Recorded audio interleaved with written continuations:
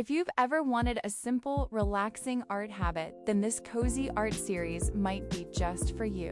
Abstract Art with Vivi is a simple art habit of about 10 to 15 minutes a day, where you can explore the beauty of abstract art, following your intuition, and create without worrying about the perfect outcome.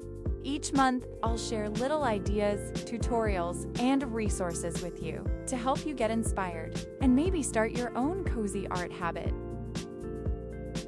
For our first idea, I'm sharing some tulips I captured last year.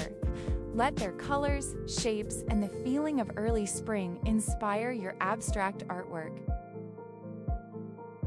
This is my inspired version of the prompt, created with IbisPaintX. Here's the brush set I used for this artwork. Feel free to try it or use any brushes you like. The free download is linked in the description. Share your creations with me and connect with others in the YouTube community tab or the Creative Club corner. I can't wait to see what you create.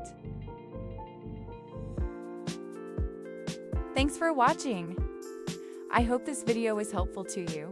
See you in the next video.